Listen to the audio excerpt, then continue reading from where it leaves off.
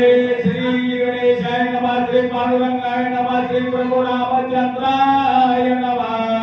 रावणे वेळ सवेता सीता त्याच्या पत्न्याच्या समस्त आश्वासिती श्रीरामचंद्रा नेत्रवक्राय गुणावणी।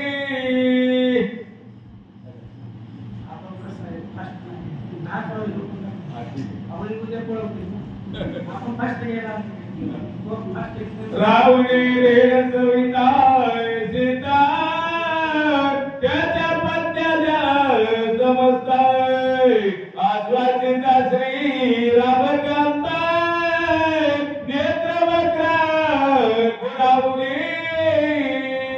राजा रावण अशोक वनामध्ये आहे। राजा रावण सीतेला धमक्या देत होत्या पण कसं असतं, राजा रावणाला किती पत्नी होते? 80,000 पत्नी होत्या। त्याच्याच काही पत्नी अशोक वनामध्ये होत्या आणि ते राजा रावणाच्या जे बायका होत्या त्या सीतेला डोळ्यानं खुणावून सांगत होत्या, घाबरू नको, काही करत नाही, बोलण्यापेक्षा दुसरंही काही करत नाही। म्हणजे असं रावणाच्याच पत्न्या सीतेला खुणावून सांगत होत्या। असं सांगतात सीतेची म्हणे स्वयंरामाला माझी भार्या नवता पूर्ण तुला घेईन मी प्राण नाक कान कापोरी। आणि मग रावणाने सीतेला सांगितलं, म्हणजे सीते आजपर्यंत मी गप्प बसलो, म्हणले तुझी भीड धरली, मला बघायचं होतं तू माझ्या बरोबर लग्न करते का नाही, पण हे बघ म्हणले आता मी गप्प बसणार नाहीये। जर तू माझ्या बरोबर लग्न केलं नाही तर बळजबरीने मी तुझ्या बरोबर लग्न करेल असा विचार रावण बोलू लागला। बोलायचे दोन्ही डोळे वेगळ्या बोलायचे सारे सनकापा माऊस गोरे अंतराळे कालावेगी। रावणाने आपल्या सैनिकाला आज्ञा दिली, हे बघा म्हणले सीतेला ठेवायचं नाही, माझे नाही म्हणजे कुणाचीच नाही, म्हणजे मारून टाका, हिच्या असणाऱ्या डोळे बाहेर काढा, हिच्या अंगाचे तुकडे तुकडे करा, हिच्या अंगामधलं सगळं रक्त मांस बाहेर काढा आणि राक्षसांनी खाऊन टाका, असं राजा रावण बोलू लागला। हृदय प्रतिव्र त्याची द्वारी वीण धरली सामा सावरी आता बोलीन बलत्कारी राम विकारी वनवासी। राजा रावणाने सांगितलं हिचं पातिव्रत्य पण होतं म्हणून मी 6 महिन्यात गप्प बसलो, पण चुकीचं आहे। कसं असतं, आपल्याला जर आपल्याकडून काम झालं नाही आपण दुसऱ्यावर ढकलत असतो। बरं, राजा रावणाने विचार केला, राजा रावणाला करता काहीच येत नव्हतं, 6 महिने तर वर्ष थांबू द्या, काहीच करता येत नव्हतं, पण बोलताना कसं बोलायला लागला, हिचं पतिव्रत्य पण होतं म्हणून मी गप्प बसलो, आता जर माझा स्वीकार केला नाही तर बळजबरीने तुझ्या बरोबर लग्न करतो, बघू तुझा नवरा तुझं कसं संरक्षण करतो, असा विचार रावण बोलू लागला। नाना परी सोबुनी नाव नाच्या नारी आश्वासिती नाय ना परी बरनवरी तू याचे।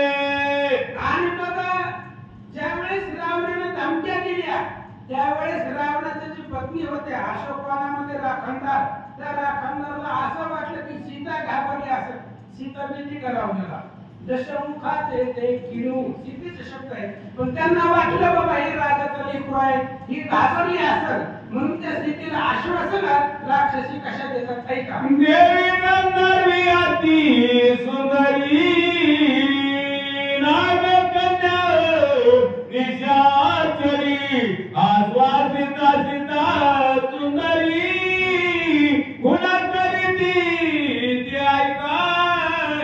आणि त्या अशोकवनामध्ये देवकन्या होत्या, नागकन्या होत्या, अश्वस्त्रिया होत्या, सगळ्या होत्या। ती सीतेची बाजू का घेऊन लागली हो? त्यांना सीतेची बाजू घ्यायची काय गरज आहे? पण सीता आणि लंके आता तैहुनी उठले अति उत्पात। जेव्हापासून सीता लंकेत आली तेव्हापासून रावणाचं वाटच व्हायला लागले, सीता आणल्यावरच लंकात आले, सीता आणल्यावरच आखायला मारले, सगळं जे घडलंय ते सीता आणल्यापासूनच व्हायला लागले। त्याच्यामुळे सगळ्या स्त्रिया जे होत्या त्या सीतेच्या बाजूला सीतेची समजूत काढून लागल्या। एक गुणा व्यक्ती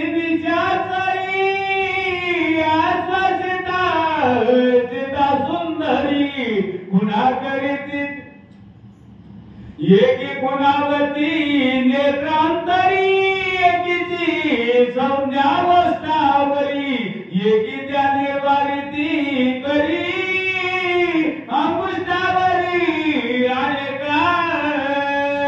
कसं होता राजा रावण तिथं होता आणि रावणापुढे ही राक्षसी कस काय सीतेच्या बाजूने बोलतील. राजा रावण समोर होता पण ह्यांना सीतेला धीर द्यायचा होता त्याच्यामुळे डोळ्याला खुणू लागली काही करत नव्हते घाबरून लोक. ही राजा रावण तुझ्या अंगाला धक्का लावू शकत नाही कारण ही कसं वागलंय आम्हाला माहित आहे की आम्ही याचा बायका आहे त्यांना काय काय पराक्रम दाखवा केली पाठीमाग आम्हाला माहित आहे त्याच्यामुळे ही तुला काहीच करत नाही असं समजावून सांगण्याचा प्रयत्न राक्षसी करू लागल्या.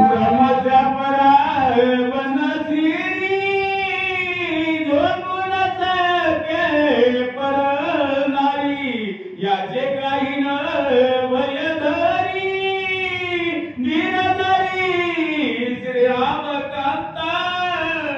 आणि राक्षसींनी सांगितलं म्हणजे सीते घाबरू नको म्हणजे ही रावणाचा इतिहास आम्हाला माहित आहे. ही तुझ्या इच्छेशिवाय तुला धक्काच लावू शकत नाही आणि जर मारायचं नसतं तर आजपर्यंत तुला असतं का. हे तुला मारू शकत नाही ह्याला मारणं होत नाही कारण ब्रह्मदेवाचा शाप आहे रावणाला. काय आहे का सत्यलोकी वन परदेशी रावण झोपताय उर्वशी आदिने मधी नल कुबेरासी तू का झोपसी परदारे. आणि राजा रावण एकदा विमानामध्ये बसून सत्यलोकाला गेला होता सहज चक्कर मारायला राऊंड मारायला आणि गेलेल्या असताना तिथं अप्सरा होत्या.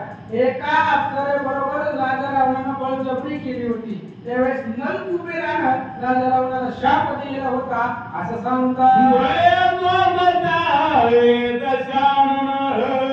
उर्वशी करी आक्रंदन येत्याला चतुरान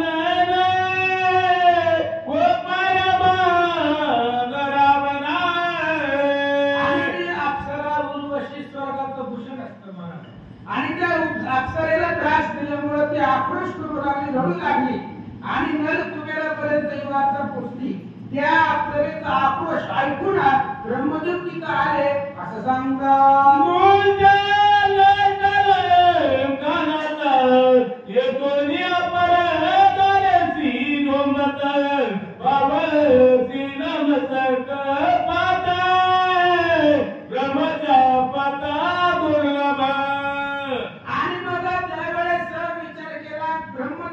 शाप दिला राजा रावणाला.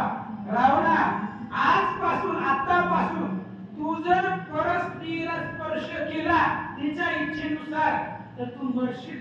मग मला सांगा राजा रावण सीतेला घेऊन आला होता बळजबरीनं तेव्हा काय मेला नाही तेव्हाच मारायला पाहिजे होता ना तेव्हा काय मेला नाही. 2 मिनिटांमध्ये सांगतो महाराज. सीता लंकेला जावी असं सीतेची बी इच्छा होती रामाचीच होती. ज्यावेळेस रामानं मायावी हरणाला मारलं होतं त्यावेळेस रामचंद्र झाडाखाली बसले होते. आता काही गरज होती का झाडाखाली बसायची पण लक्ष्मणाची वाट बघत बसले होते. ज्यावेळेस लक्ष्मण येताना दिसला मग राम तिथून उठले. रामाचा टाइमपास चालू होता. रामाला वाटत व्हावं रावण यावं सीतेला घेऊन जावं ते त्यांच्या इच्छेनुसार झालं आणि म्हणून ब्रह्मदेवाला शाप दिला इथून पुढे जर परस्त्रीला स्पर्श केला तर तू मरशील असा शाप ब्रह्मदेवाचा होता म्हणतात. निर्मळ त्यावरी कृपा करी सकळ रावण शापाचे निजमूळ स्त्रियांनी सांगितले. ज्याचा भाव निर्मळ आहे ना ज्याचं अंतःकरण स्वच्छ आहे त्याच्यावरती सगळीच प्रेम करते महाराज. आता ही राक्षसी आणि सीता यांच्यामध्ये काही संबंध होता का सोयीपणा होता का तरी सुद्धा राक्षसींनी सीतेला एवढं आश्वासन करून पाठीमागचं सांगितलं सीतेचा भाव निर्मळ आहे म्हणून राक्षसींनी रावणाची सगळी कथा सांगून सीतेला आश्वासन दिलं असं सांगतात.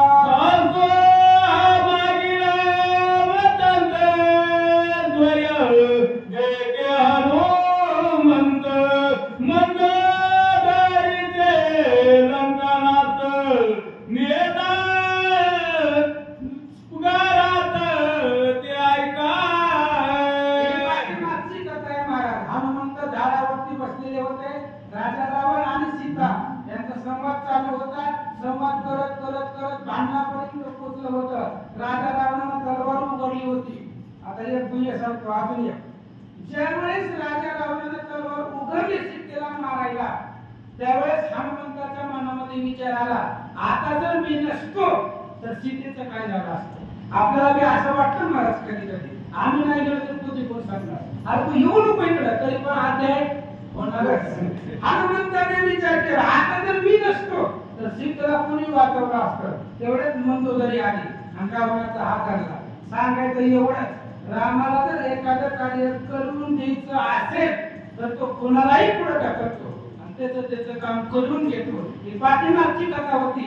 मंदोदरीनं रावणाला हाताला धरून घातला नेलं. आता पुढे काय होतं? मंदोदरीनं युक्ती कौशल्य दशरथ उत्पत्ती शिकवून या लंकापती निज धामा प्रती नेती झाली. मंदोदरीनं अनेक बुद्धीनं राजा रावणाला पाठीमागची कथा घडलेली कथा येणार असती. रामजन्माच्या अगोदरची कथा होती. मंदोदरीने सांगितली आणि कसं तरी अशोकवनामधून राजा रावणाला घेऊन गेली असं सांगतात. विकटा विकराती क्रूरी राक्षसी पाचार्या समग्री रावण त्याची एकांत करी सीता सती वाचन करा. राजा रावण घरला गेला, पण जाता जाता राक्षसीने बोलवलं जवळ आणि राक्षसीला सांगितलं, हे बघा मी घरला चालले पण परत येणार आहे आणि मी याच्या अगोदर तुम्ही माझं एक काम करायचं. काय करायचं? ही जी सीता आहे त्या सीतेला बेटी दाखवा, मला काही बी करा, फक्त मला वश झाली पाहिजे असं तुम्ही काहीतरी करा. रावण बोलू लागला, भय दाखवावे गाळे दे भय देखताची पुढे वश वैर मज करे कैसी जाणार परसावी. आणि रावणाने सांगितलं ह्याला भीती दाखवा. म्हणले की ही कोण आहे? सीता माणूस आहे, आपण कोण आहे? राक्षस आहे. मग राक्षसांना माणसाला भीती दाखवायला काय हो? हिला भीती दाखवा, धमक्या द्या, काही बी करा, फक्त पुढच्या रावणाला मी ज्यावेळेस परत येईन त्यावेळेस सीता मला वश झाली पाहिजे असं तुम्ही करा. रावण बोलू लागला, राम राम वेदे करी भय दाखव निवारी वचे केली सीता सुंदरी कृतोपकारी मी तुमचा. राजा रावण फक्त बोलत होता महाराज, करीत काहीच नव्हतं. राजा रावणाने सांगितलं, हे बघा म्हणजे तुम्ही जर सीतेला वश केलं, काय नाही करा, साम दाम दंड व्यक्त जसं तुम्हाला जमतंय तसं करा. म्हणजे सीता जर मला वश झाली तर मी तुमचा उपकार आहे. म्हणजे तुम्ही मागून तुम्ही देणार आहे. धीर करा जरा. तुम्हाला असं वाटतंय का?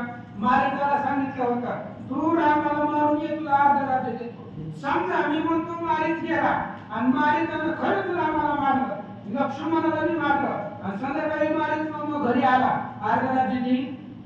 आपल्याला वाटतं देणार नाही. मग मारिकाला कळत नव्हतं का? ही देत नाही, फक्त बोलतंय. ही राक्षसांच्या लक्षामध्ये आलं काय होतं? ऐसा करुणी आहे एकांत रावण मंदोदरी समवेत निगत झाला निज धामात राक्षसी यशी परतोरी. राजा रावण मंदोदरी सहित आतमध्ये लंकेमध्ये निघून गेली आणि जे काही विकराळ स्वरूपाच्या राक्षसीनी होत्या सीतेला भीती दाखवायला अशोकवनामध्ये आले. रावण पेरिला सत्वला विकट विकरा वक्र नेत्र मुखे परसोनी क्रूरा सीतेचा वरा दाविनर्या.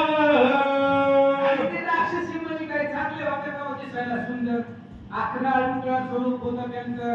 त्यांच्या चार चार असणारे जीभ जमिनी पर्यंत होती, केस लांब भडक होती. बघितल्यानंतर घाबरावं, भीती वाटावी असं स्वरूप राक्षसीनीचं होतं असं सांगतात. एकीच जागृत भारी हरित जटाते दुसरी विस्तीर्ण कर उदरावरी तुळीवरी विक्रा. राक्षसी होते महाराज, दीर्घ त्यांचं स्वरूप होतं, मोठे मोठे त्यांचे कान होते, पोटावरती कान होते. अशा प्रकारे बघितल्यानंतर ना घाबरावं एवढं स्वरूप राक्षसीचं होतं असं सांगतात. आई मोठी हृदय मोठी महामारी विकटाती कटाच्या दोदरी आणि घरातीची घर घरी सीतेवरी लाविनल्या राक्षसी होत्या महाराज विकराळ स्वरूप धारण केलेलं होतं आणि राजा रावणाच्या आज्ञेनुसार सीतेला धमकी देण्यासाठी त्याच्या अंगावरती लावल्या असं सांगतात. सूर्यपती समुद्र नवली शक्येल कलकित गाडी याची करा घेता कोडी भिडयवरी ते कार्य. आणि राक्षसींनी सांगितलं महाराज हातामध्ये शस्त्र घेतलं गदा मुदल मणी त्रिशूळ पट्टी हातामध्ये घेतलं आणि सांगितलं ही माणसाची स्त्री आहे आणि एका माणसाच्या स्त्रीला एवढं काय घाबरायचंय असं ती राक्षसी बोलू लागल्या. त्याला तोडवाने मांस देऊ हिचे काळी न भाजून खाऊ हिचे हाडाचे मरी देऊ शिरा घेऊ बरोबरी. राक्षसी बोलू लागल्या महाराज. कशामुळे बोलू लागल्या? सीतेनं ऐकावं घाबरावं उद्याला रावणाबरोबर लग्न करावं. तरी सांगितलं सीतेला मारून टाकायचं, हिच्या अंगामधले मांस बाहेर काढायची, आतडी बाहेर काढायची, हिची हाडं बाहेर काढायची, त्या हाडाची माळ करायची, आपल्या गळ्यामध्ये घालायची असं बोलू लागले. रावणावरी राजनक बारा हिच्या काळात मारा वेगी निवडोनी जागरा खाऊ सगळा वाटुनी. राक्षसींनी बोलायला सुरुवात केली, ही राजा रावणाबरोबर लग्न करत नाही ना, मग ठेवायचे कशाला? मारून टाका म्हणले हिला. हिच्या अंगामधले आतडी मांस सगळं बाहेर काढू, विदारण करून टाकू असं राक्षसी. गाडा मारानी धरा हिची जतखंडे करा हक मारिती दुरंधरा बसा शिरावरीला.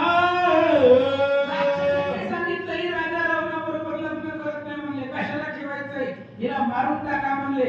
11 विकराळ स्वरूप धारण केलं, हाका मारू लागल्या, बोलू लागल्या, ओरडू लागल्या. वाचा अवघ्याचे शेवटी आली चुरपणका नकटी सीता लक्ष्मण या दृष्टी सागे गोष्टी प्रेमात. आणि सगळ्या राक्षसींच्या पाठीमागं तिला नाकच नाही अशी नकटी शूर्पणखा. कोणी ना काम कापलं होतं इथं, लक्ष्मणानं कापलं होतं. आणि अशा असणारी शूर्पणखा सगळ्याच्या शेवटी आली. तिला बोलता बी येत नव्हतं, नाक नसल्यावर बोलायला येत नाही, शब्द वाकडे बाहेर पडतात. ती आली, काय बोलते ऐका. आई सीते रावण पत्नी मुख्य बयाचा पोपवस्ती त्याचा विश्राम प्रजापती रावण निजिती दयाचा. आता ही शूर्पणखा रावणाची बहीण होती महाराज. तिने सांगायला सुरुवात केली, सखी बहीण आहे बरं रावणाची. त्या शूर्पणखेने सांगितलं सीते तुला कळना गेले म्हणले. राजा रावण कोण आहे तुला माहिती का? ब्रह्मदेवाचा पंत आहे, ब्रह्मवंशामधला आहे. ब्रह्मदेवाचा मुलगा पुलस्ती, त्या पुलस्तीचा मुलगा पौलस्ती, त्यांनाच विश्रवा म्हणतात. आणि त्यांचा मुलगाही राजा रावण आहे. त्याच्याबरोबर लग्न कसं कल्याण होईल कोण सांगू लागलं? नक्की असणारी शूर्पणखा बोलू रावण ब्रह्मयाची चवती पिढी वेद विभागी प्रज्ञा गाडी राजप्राप्त चौका चौकडी याची तू वेळी वैना. सांगितलं सीते तुला कळले काय आहे त्या रामामध्ये?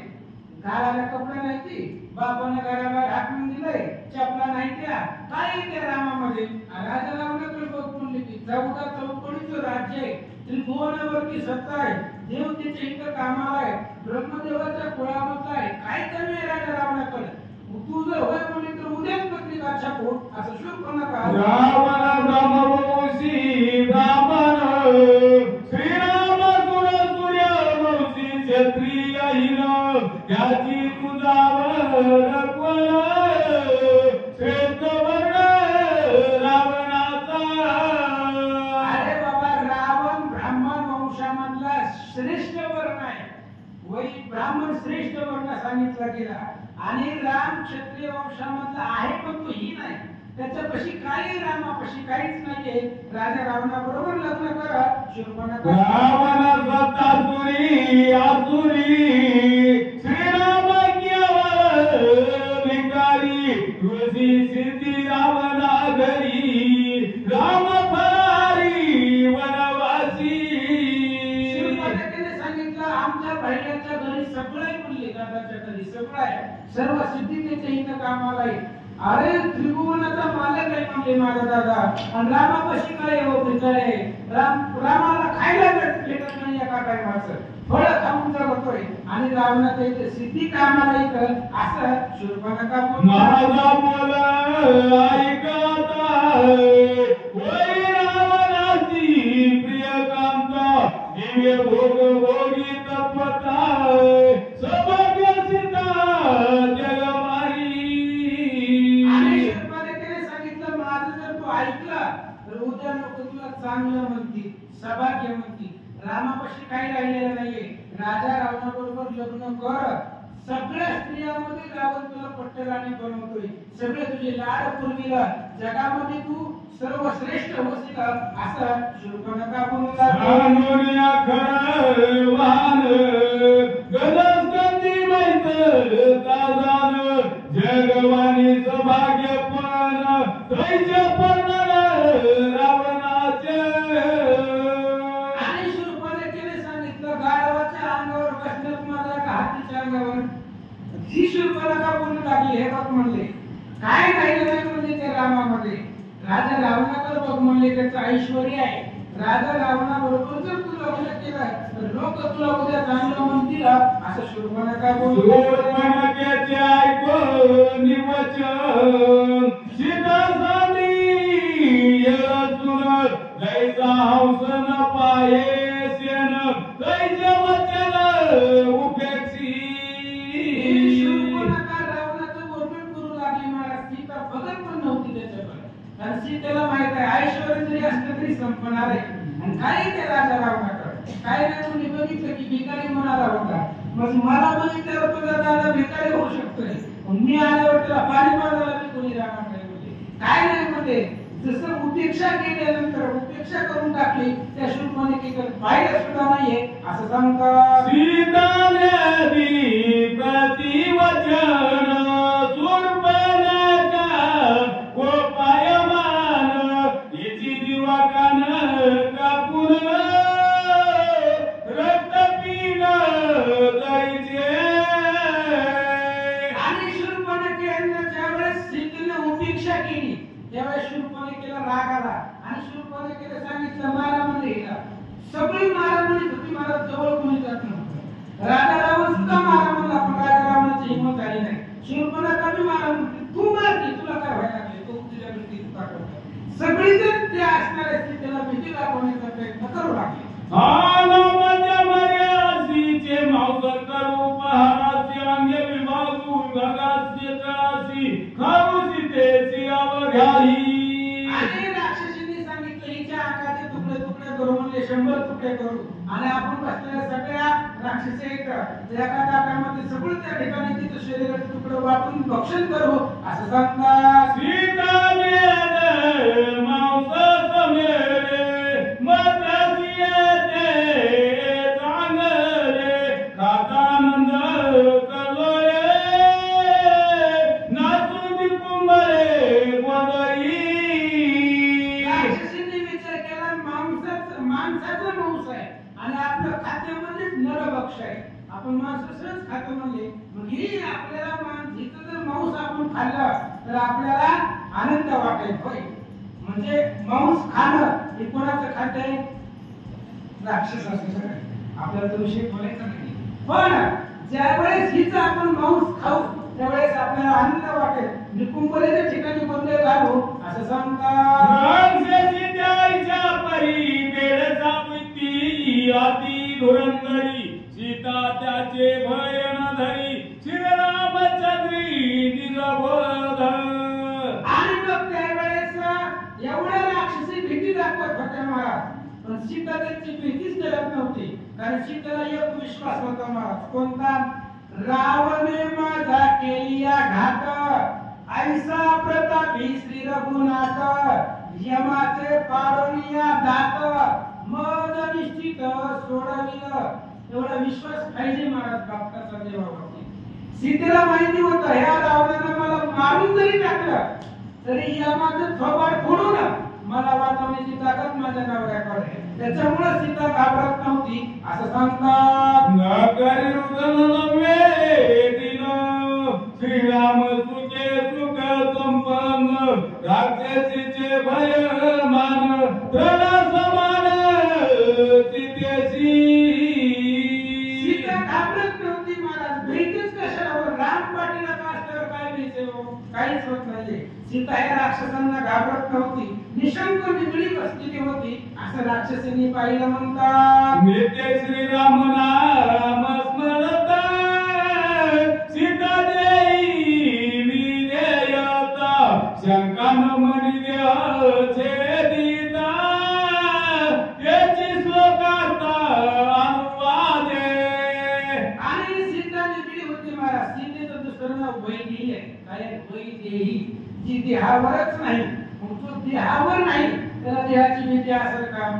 देहावरच नाही त्याच्यामुळे असणारी सीतेला देहाची भीती नव्हती अशा प्रकारे सांगतात. नाव वैदेही सीता सती देवा भयाची नाही भ्रांती श्रीराम ध्याने भय निवृत्ती गमानी स्थिती देहाची. सीतेचं नाव वैदेही होतं महाराज. विद्या अहो सीतेचं वडील सुद्धा विधी पदावरती होते. अफाट ताकद सामर्थ्य राजा जनकाकडे होतं. जनक सुद्धा विधेयी होते आणि त्यांचं लेकरं आहे. आणि अशा असणारी सीता वैदेही अवस्थेवरती होती. देहाची भीती सीतेला नव्हती. रामचंद्राचं ध्यान अखंडित मनामध्ये होतं असं सांगतात. का समस्ती श्रीराम भक्ता सर्वभूती परिणाम पाहे लंकापती स्वप्न स्पर्शना. आणि सीतेचं कसं होतं महाराज? जे जे भेटी जे भूत जे ते मानी जे भगवंत जरा जरा पाहिजे राम स्वरूप पाहत होते पण रावणाकडे बघत नव्हती असं सांगतात. रामार्पण तुम्हा सभाय श्रीराम पूर्ण तुम्ही गरिताची भक्षण भयमापाला देह माझा. सीतेने विचार केला हे बघा म्हणजे मी काय बोलणार आहे. तुम्ही राक्षसी तुम्हाला मला खायचं असतं तर खावा तुमचं तरी पोट भरेल. मला टेन्शन नाही म्हणले. माझा ह्या मार्गाने तरी कुणाच्या तरी उपयोगाला येतोय. तुमचं तरी पोट भरेल तुम्हाला तरी आनंद मिळेल असं आता सीता बोलू लागल्या.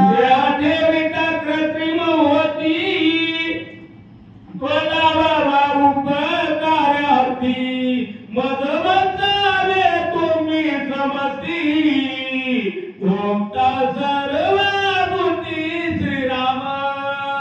सीतेने सांगितलं मी जर इथं मेले तर इथं जमिनीमध्ये माझा देह त्या ठिकाणी होऊन त्याला किडा खाण्यापेक्षा तुम्ही जर माझा देह खाला तर तुम्हाला आनंद मिळेल. तुमच्या तरी मनाला शांती मिळेल असं माता सीता बोलू लागल्या. चिन्ह भिन्न करा समस्ती अथवा घाला अग्नी प्रती परिणात लंकापती जाननीची देव माझा. सीतेने एका वाक्यामध्ये सांगितलं तुम्हाला काय करायचं ते करा.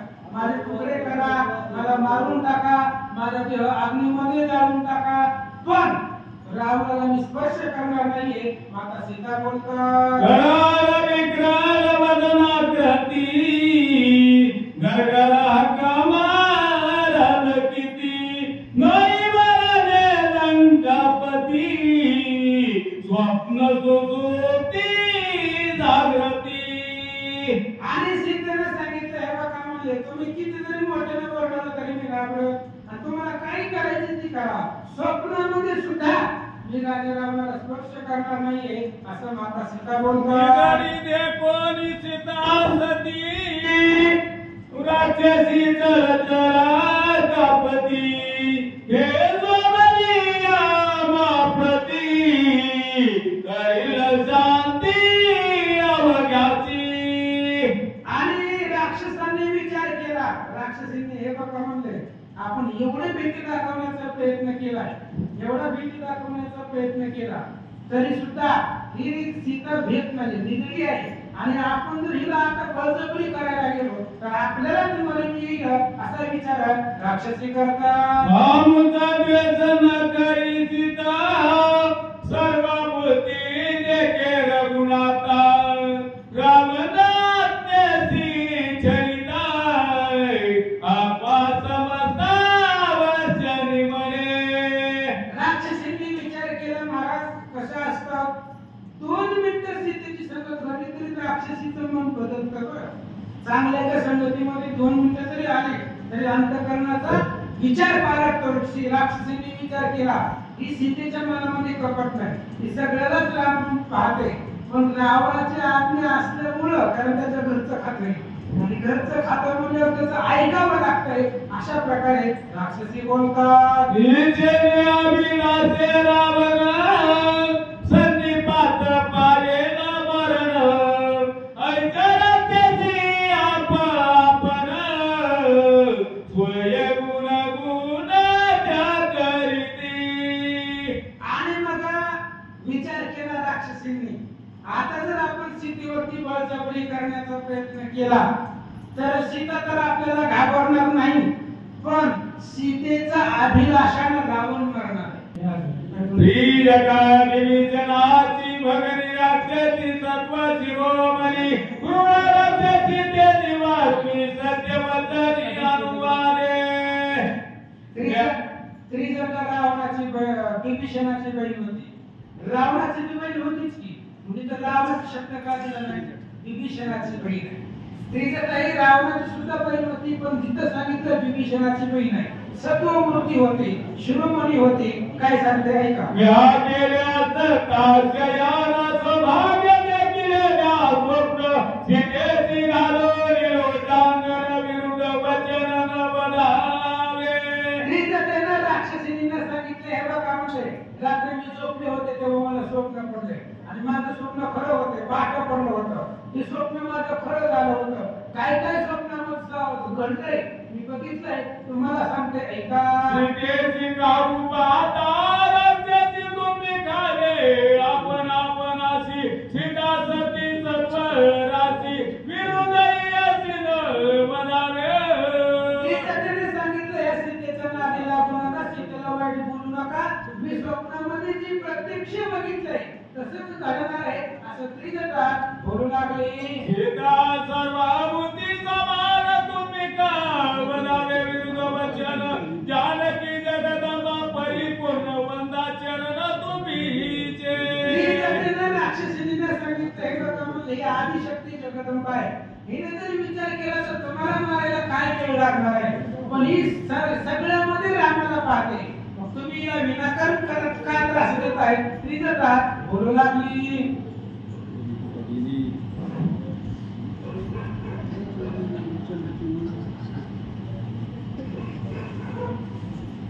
ऐकोन त्रिजटाचे वचन राक्षसी झाल्या कंपायमान कैसे कैसे देखील स्वप्न कृपा करोनी सांगावे. त्रिजटाने सांगितलं होतं मला रात्री स्वप्न पडलं होतं, पहाटे 4ला पडलं होतं, ती खरं झाले होणार आहे. मग राक्षसी घाबरल्या म्हणजे काय काय बघितलं स्वप्नामध्ये. स्वप्नी देखील श्री रघुनाथ श्वेते गजा चौदंत सीता समवेत सालंकृत लक्ष्मण युक्त गजस्कंदी. आणि त्रिजटाने सांगितलं स्वप्न असं पडलं, स्वप्नामध्ये राम आलाय. तुमच्या पुढे स्वप्नात राम आला होता का नाही ना. राक्षसीच्या स्वप्नामध्ये राम आला आणि राम लक्ष्मण सीता हत्तीवर बसलेले. त्रिजटानं पाहिलं जवळ ढाळीती सुरा सुर भाटीव करीती नर बांधर ऋषी करीती जय जयकार वाद्या परवाजती. राम लक्ष्मण सीतेच्या समोर ऋषीवर जय जयकार करत होते. देव असुर गण गंधर्व सर्वच रामाच्या पुढं जय जयकार करत होते. हे राम सीता भेद स्थिती देखील स्वप्न पूर्ती हे ऐकावं उपपती येता निगुती सांगेल. त्रिजटाने सांगितलं रात्री स्वप्न पडलं होतं, त्या स्वप्नामध्ये माझा राम आला होता. आता राम आल्यानंतर काय काय स्वप्नामध्ये पाहिलं सांगते ऐका. सूर्यासवे प्रभा संगती चंद्र चंद्रिका निवविती वायू सवे जैसी गती सीता सती देवी रामी. आणि त्यावेळेस त्रिजटाने सांगितलं जिथं सूर्य आहे तिथंच त्याचं तेज आहे, जिथं चंद्र आहे तिथंच किरण आहे, ती जिथं दिवा आहे तिथंच उजेड आहे.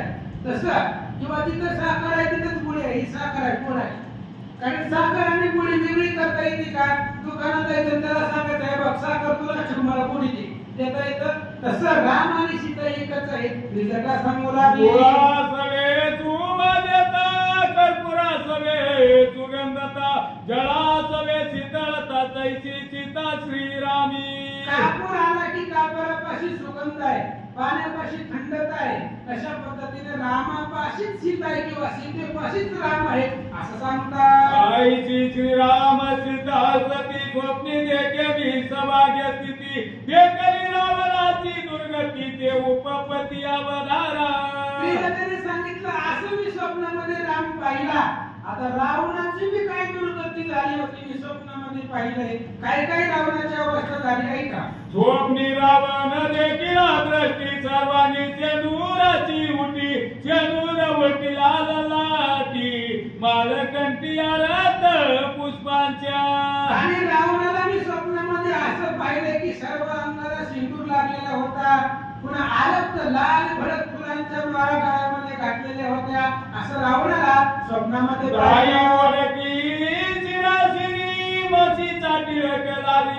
नाकावरी सुसरी रावणाचे धरी हातद्वारी न्यावया. आणि अशा प्रकारे रावणाचे असणाऱ्या कपाळावरती मस आली होती. काळ येत असलेला मस म्हणताय अशा पद्धतीनं. आणि असुरानं त्या असुरीने रावणाला धरून अधोगतीला जाताना मी पाहिलं. त्रिजटा संगोलाबी सवेची वैश्वनी उष्णावरी दक्षिण दिशे गमन करी सवेची देखे सुकरावरी वैश्वानरी क्रीडत. आणि मी रावणाला काय काय पाहिले? रेड्यावरती बसून यमपुरीला जाताना पाहिले, डुकरावरती बसून आग्रीच्या दिशेने जाताना पाहिले. अशी रावणाची अधोगती मी स्वप्नामध्ये गोमयाचे दुहात स्वेच्या क्रीडे लंकानात आणि स्वप्नीचा वृत्तांत अति अद्भुत तो ऐका. गायीच्या असणाऱ्या मूत्रामध्ये राजा रावण पोहोच होता. आणि हे सगळं मी स्वप्नामध्ये पाहिलंय. अजून काय काय घडलं सांगते ऐका. सैन्य कुंभकर्ण करणी तैल पान गोमयरादी क्रीडती नग्न उन्मन्न जनी निजामनी. आणि रावणासहित बाकीचे सर्व सैन्य कुंभकर्ण वगैरे ते सुद्धा असणाऱ्या त्या गायीच्या मूत्रामध्ये गोमूत्रामध्ये स्नान करत नग्न अवस्थेमध्ये मी पाहिलंय. रावण निद्राग्रावरी विलपणरी एकसरी आयचे देखिले स्वप्नांतरी रावणावरी दुचिन्ह. आणि रावण ज्या बंगल्यामध्ये राहत होता त्या बंगल्यावरती अचानक वीज पडली. पाऊस नाही, वारा नाही, अचानक वीज पडली. अशा प्रकारचं रावणावर घडणारे दुश्चिन्ह मी पाहिलं. म्हणजे लागी सभाग्य सीता सती तुम्ही वंदाले सत्यबळ सत्वव्रती ऐकोन निध क्रीडता वंदती गेल्या समस्ती व सरोनिया. आणि त्रिजटीने सांगितलं हिच्या पाया पडा म्हणले आतापर्यंत तुम्ही त्रास दिलाय, हिला माफी मागा. कारण ही जर शोभली तर आताच तुम्हाला मारायचं सामर्थ्य आहे असं म्हणून त्रिजटीने राक्षसींना शांत केलं. हनुमान म्हणे त्रिजट भरी राक्षसी सात्विक करी अति युक्ती बोली सहाय्य झाली सीतेशी. हनुमान वर्ण बघत होता महाराज कोण हनुमान बघतोय बरं सीताराम आणि हनुमान आहे. आता मी बघतोय कोण कोणतं बघा फक्त बघत आहे, करीत काय नाही, फक्त बघत आहे. हनुमंतानं पाहिलं त्रिजटा ही सात्विक आहे आणि सीतेच्या बाजूने बोलायला हे हनुमंताला पटलं असं सांगतात. एकास भाग्य अशोक वनी मैसरी देख लौकिक करी दुःखते कौतुकावा धारा. आता सीताच्या झाडाखाली ज्या वनामध्ये त्याचं नाव काय आहे? अशोकवन. जिथं शोकच नाही, शोक नाही सीतेच्या मनी मनोमणी पावली अशोकवनी. आता लौकिकासाठी सीता कशी लढते ऐका. रावणाचे बंदित मी येत राक्षसी आदिना वनात स्वयंदेव नसके जीवित रक्षण समस्त राक्षसी. सीता लढू लागली महाराज. जगाचा कार्य करता असणारा भगवान परमात्मा माझा राम संरक्षण करता असणारा सुद्धा मला सोडवायला येत नाहीये आणि मला इथं मरता पण येत नाहीये. ही दुर्धर राक्षसी मला बघावे लागतात. माता सीता बोलतात, राक्षसी असताना कधी जीवत्व न देववे माझेरी मज येते विष देते कोणी रावण जाचणी चुकती माझी. सीतेने सांगितलं की मला या आशोपणामध्ये खूप त्रास होतोय. मला इथं सोडवणारा कोणी नाहीये. ही राक्षसी मला रोज भीती दाखवत आहे. इथं जर तुम्ही मला विष दिलं तर ते विष पेन मी मरल, कारण रावण मला रोज त्रास देतो. असं माता सीता घालावे म्या पोटी शस्त्र दाताना दिसे दृष्टी श्रीराम सांगितले माझी गोष्टी थोर संकटी मी पडिले. सीतेने सांगितलं मला असं वाटायला लागले की एखादी तलवार घ्यावी आणि पोटामध्ये खुपसावी, पण इथं तलवार पण दिसना गेली. काय करावं म्हणून वाटायला, पण मरता सुद्धा येत नाहीये. रामानं माझी उपेक्षा केली. राम माझा विचार करत नाही. मला कोण सोडवणार? माता सीता बोलतात, लंकेची हे ना कळले श्रीरामाची मनोहरी लागले न पवेची. राम काय येत नाहीये? राम आतापर्यंत यायला पाहिजे होता. ज्या वेळेस तिथं अशा रावण आला होता तिथं पंचवाटिकेमध्ये मला घेऊन गेला, पण मी कुठे आहे हीच रामाला माहित नसेल तर राम इथं कसा येणार? माता सीता बोलतात, लंकेची आईचे कोण सांगेल श्रीरामाची आम्ही तर पुण्य आहे त्याची संख्या पुण्याची असेल. सीतेने विचार केला महाराज मी इथं आहे, फक्त एवढंच रामाला सांगायचे की सीता अशोकवनामध्ये आहे आणि असं रामापर्यंत कोण निरोप पोहोचवणार आहे. आणि जो कुणी बी रामाला सांगेल त्याच्या पुण्याला गणना नाही, मिती नाही. माता सीता बोलतात, अन्नदान उदकदान सामवेदाचे अध्ययन युद्धदारा बंद मोचन सुनी समान नयती. सीतेने सांगितलं मी इथं आहे एवढंच रामाला सांगायचं. तेवढं काम जर तुम्ही केलं तर त्याच्या पुण्याला मिती नाही. अन्नदान, गोदान, सर्व दानामध्ये शुद्धीदान श्रेष्ठ आहे असं माता सीता बोलतात. कोटी गोदान स्वर्ण पूर्ण धनादान सुटी समान नव्हेती. अरे तुम्ही राजेश्वर यज्ञ करा, अश्वमेध यज्ञ करा, पृथ्वी भरून सोनं द्या, तरी सुद्धा एखाद्याची शुद्धी सांगणं त्याचं एवढं पुण्य नाहीये असं सांगतात. सीता सुटीचे उत्तर एक श्रीरामाची परम सुख ब्रह्मज्ञान त्या पुढे रंक होय कल्प निज मोक्ष. अरे बाबा फक्त रामाला एवढंच सांगायचं की सीता इथं आहे. सीतेची शुद्धी जर रामानं ऐकली तर रामाला अफाट आनंद होणार आहे. ब्रह्मज्ञाना एवढं सुख रामाला मिळणार आहे असं माता बोलते. परम सुख भ्रांतिगत मोक्ष नयो तुक ब्रह्मज्ञान तैसेची देख यज्ञ दानाधिक कोण पूछे. अरे बाबा रामाला सुखी करणं हाच परमार्थ आहे. जेवण कोणत्याही प्रकारे होईना रामाला सुख व्हायला पाहिजे आणि रामाला सुख झालं की ब्रह्मज्ञान प्राप्त होतं. माता सीता बोलतात, माझे व्रत तपदान शील मी पतिव्रता निर्मळ माझी मदसी नव्हे ती सकल झाली निष्फळ रामे विना. सीतेने विचार केला माझ्यापाशी काय सामर्थ्य कमी आहे का? अहो मी पतिव्रता आहे, सती आहे, व्रतादी पुण्याचं फळ माझ्यापाशी आहे, पण त्या फळानं मला रामाला भेटता येत नाहीये. माता सीता बोलतात, घाट पडली आई रवाचना घाटा दिसे फळी नाही दाना कैसे निष्फळ व्रत तपदान रघुनंदना वाचोनी. ही सगळी शेतकरी मंडळी बसलेली शेतामध्ये हरभऱ्याचं झाड असतं मला.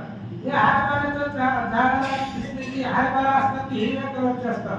काही काही त्याच्यामध्ये दाणा नसतो, ती फोडलं की आतमध्ये काहीच नसते. तसं ती जसं व्यर्थ आहे तसं ही सर्व पुण्य सीता शुद्धी पुढे व्यर्थ आहे. माता सीता बोलतात, हे राम पुरुष प्रकृती सीता न करी नित्य याची ऐकता तो पुण्य पुरुष याही परत नाही सर्वता ती लोकी. सीता मातेने सांगितलं की सीता पुरुष आहे, राम पुरुष आहे, सीता प्रकृती आहे आणि यांची जर भेट घडवून दिली, यांची भेट घडवून देणारा पुण्यवान आहे. माता सीता बोलतात, त्याचे सुखी लोक त्याचे सुखी पर लोक त्याचे पितर मोक्ष सुख शिवाधिक तेने सुखी. आणि त्याच्यामुळे रामाला सुख होईल. त्याच्यामुळे हे लोक सुखी होतो, परलोक सुखी होतो, ब्रह्मांडामध्ये सुख होतं.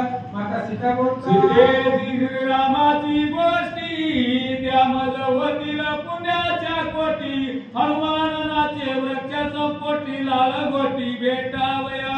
आणि सीता माता करत असलेला संवाद हनुमान ऐकत होता. हनुमंताला आतुरता लागली होती माता सीतेला भेटायची. असं सांगतात धन्य धन्य सीता वरटी अनुवादली गोर गोष्टी शब्दात कर्ण गोटी अर्थसाठी अक्षरांच्या. हनुमंतानं ऐकलं सीतेने बोललेलं. हनुमंताला आनंद झाला. मला शेवटी सांगणारच मी आहे. आता मी सीतेला भेटेल आणि गोड संवाद होईल. तो रामापर्यंत पोहोचविला. हनुमंत श्रवणी शब्दार्थ घेता परम मंद हनुमंत तदर्थी आणि प्रमदार्थाव बोध कुठ कोणी. कानावरती शब्द पडल्यावर त्या शब्दाचा आनंद घ्यावा लागतो महाराज. आणि त्या शब्दाचा आनंद ज्याला कळत नाही तो मंद आहे. हनुमान तसे नव्हते. हनुमान हुशार होते. सीता मातेने सगळं बोललेलं त्याचा आनंद हनुमंत घेतो.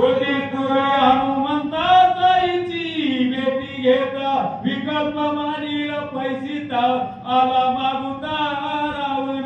हनुमंताने विचार केला सीतेची भेट घ्यायची, पण कशी घ्यायची. सीतेची आपली अगोदर ओळख नाही, कधी फोन झालेला नाही. मग कशी सीतेची भेट घ्यायची. आपण जर सीतेची भेट घेतली तर सीतेला असं वाटेल की रावणच आला. मग काय करावं विचार करतो. काय होऊन आला संन्यासी आता आला वांदर वेसी विकल्प गावली अशी तेसी मग भेटेसी नाव कैसा.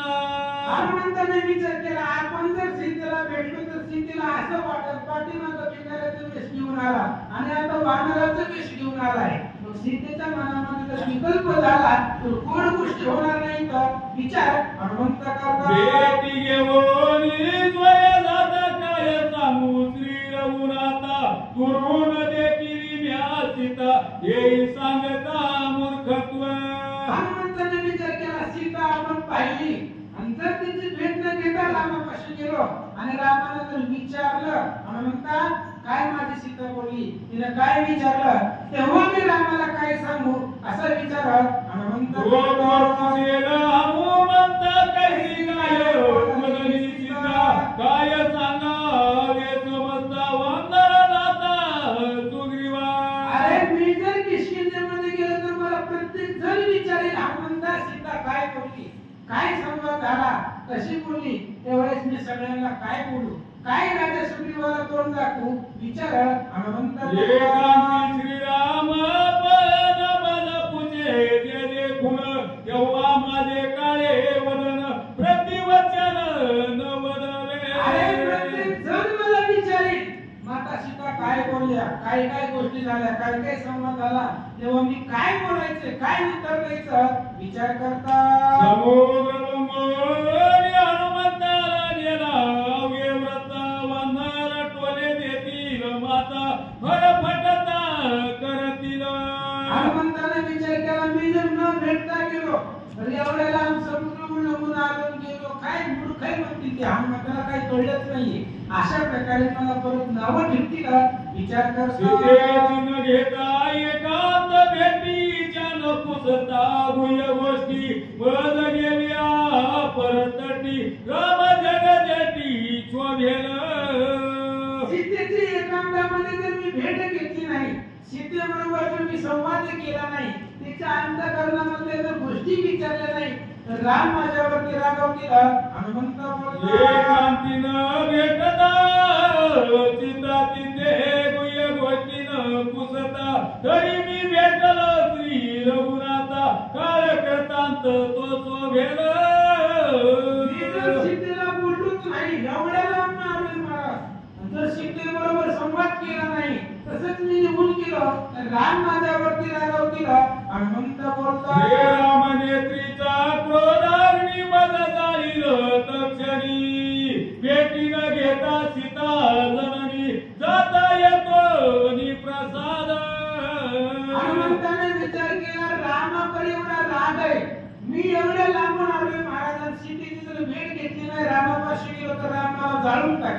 मग एवढं रामाला दुःख व्हायला म्हणून आपण सहभागी करून जाऊ विचार हनुमंत राक्षसी गांधीले चिताला बविराये अति दुःखिता तिसी आश्वासन देता प्राण तत्वता जाणील हनुमंताने विचार केला या राक्षसीने सीतेला खूप त्रास दिलाय सीतेचं अंतःकरण दुःखित आहे तिला आपण समाधान आश्वासन दिला पाहिजे तिची आपण समजूत काढायला पाहिजे विचार हनुमंत करतो सीतेने सांगितला प्राणाव्य कुंडले रामायण येई आपले समजसी जाण श्रीराम पूर्ण शोभेन आणि हनुमंताने विचार केला इथं जर सीता मेलीच तर रामायण संपला सीता मेल्यावर पुढे कशाला कोण सगळे इथं खुंटतात आणि जी वाल्मिकाने महाराज अगोदर लिखित आहे की सगळं खोटं माझ्यामुळे होणार आहे हनुमंत सीतेने सांगितला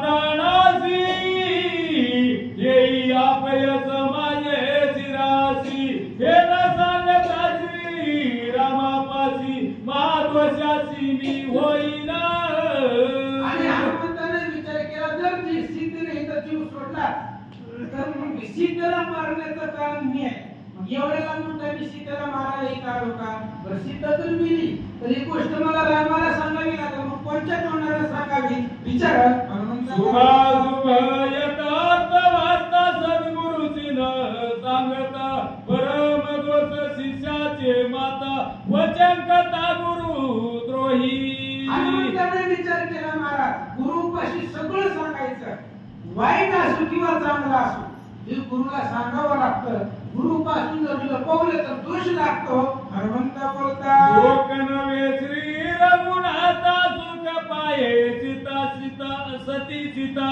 सुख उपजे श्री रघुनाथा युक्ती हनुमंता आठवली हनुमंताने विचार केला सीतेलाही समाधान द्यायचं आणि रामाला सुद्धा सुख झालं पाहिजे म्हणून एक युक्ती आठवली काय आठवली न कळत राक्षसाची स्कंदी वाहनी सीतेची स्वयंनेता श्रीरामापासी सुख श्रीरामासी उपजेना हनुमंताने विचार केला ही सगळी राक्षसी चोपली कोणाला चुकवायचं नाही गोंधळ करायचा नाही सीतेला उचलायचं खांद्यावर घ्यायचं रामापाशी घेऊन जायचं पण असं जर केलं तर रामाला सुख होणार नाहीये हनुमंत बोलतो वानराचे सैन्य करी सजोरी ऋष्यबाण रामे पधारे रावण कुंभकर्ण सुपुत्र प्रधान सैन्याची हनुमंताने विचार केला रामाची प्रतिज्ञा आहे आणि रे धनुष्य मारीन रावणा लंका विभीषणा जैन मी आणि मी जर सीतेला घेऊन गेलो तरी रामाची प्रतिज्ञा खोटी होईल राम वानराचं सैन्य घेऊन रावणाला कुंभकर्णाला मारतील ही सगळं खोटं होईल असं सांगतो देवाची माधवरी तोडावी नवग्रहाची वेळी उभारी रामराजाची गुढी कीर्ती चोकडी श्रीरामाची रामाची कीर्ती कधी होणार आहे राम लंकेला आल्यावर रावणाला मारलं आणि रावणाला मारून लंकेवरती जय श्रीरामचा झेंडा लावल्यावर रामाला आनंद होणार आहे तेव्हा रामराज्य येणार आहे आणि ही सगळं खोटं होईल असं विचार हनुमंत नेता सीता सती एवढी श्रीरामाची कीर्ती माझे निवडून पाये अपकीर्ती येत वैती नये करू रामाची एवढी कीर्ती आहे महाराज रामाने कीर्ती केली म्हणून आपण रामायण सांगतोय राम कसे विना जगती तळ झाले होते शून्य मंगळ ते वसविले सकळ कीर्ती मंगळ करोनिया राम लंकेला गेले रावणाला मारले म्हणून आपण रामायण वाचायला लागतोय आणि मी जर सीतेला घेऊन गेलो तर उद्या ही वाच आपण इथं आलोच नसतो कशाला आलो असतो रामायणच घडत असतो तर आम्ही इथं आलो असतो का यववस्य भेटावी सीता तेही भेटी अति गुप्तता रावण राक्षसी न देखता अति एकांता भेटावे हनुमंताने विचार केला सीतेला भेटायचं सीतेबरोबर बोलायचं पण कोणालाच कळलं नाही पाहिजे आणि कळलं तरी हनुमंत पुढे राक्षसी काय करणार आहे तो पण तरी सुद्धा जर आपण सीतेबरोबर संवाद केला ही कुणालाच न कळता एकांतामध्ये भेटावं विचार हनुमंत करतात. मन भेटता सीतेपाशी विकल्प धरिल मानसी पूर्वी छेडिले संन्यास वेसी वानरतीची छळो आलो. आणि मी जर आता डायरेक्ट सीतेला भेटलो कारण हनुमंत ही सीतेला अजून माहिती ज्यावेळेस सीता रामाबरोबर होती तेव्हा हनुमंत नव्हता. मग कोण हनुमान कुठला हनुमान माहिती नाहीये. म्हणून तेव्हा तो वानर याच्या संदेशाच्या वेशामध्ये आला होता. तू जाऊन आता वानराचा वेश घेऊन आलाय असं सीतेला वाटलं. हनुमंत बोलला श्रीराम भद्रादी टाकून श्रीराम मुला भावात कोणी सीता सुंदरा भेटी वानरा ते संधी. हनुमंताने विचार केला अगोदर रामाची अंगठी टाकायची. नवऱ्याची अंगठी ओळखल्याबरोबर सीतेचा भावार्थ लक्षात येईल. सीतेचा आपल्यावरती रामावरती प्रेम लक्षात येईल. तेव्हा आपण भेटू असं सांगतात. श्रीरामचंद्र भेटी सीता मुद्रिका संवाद गोष्टी अनुपम्य कथा कसवटी गोड गोष्टी सीतेच्या. सीते आणि हनुमंत यांच्यामध्ये होणारा गोड संवाद ऐका. सीता मुद्रिका संवाद कथा ती गोडत्या हनुमंता या पुढे फिके पण अमृता सावधानता याचे नाम सुंदर कांड अमृता परीस गोड पुरवी ब्रह्म ज्ञानाचे कोड करी निवाळ श्रोतिया एका जनार्दना शरण गोडिया गोड निरूपण कथा नव्हे ब्रह्म पूर्ण समा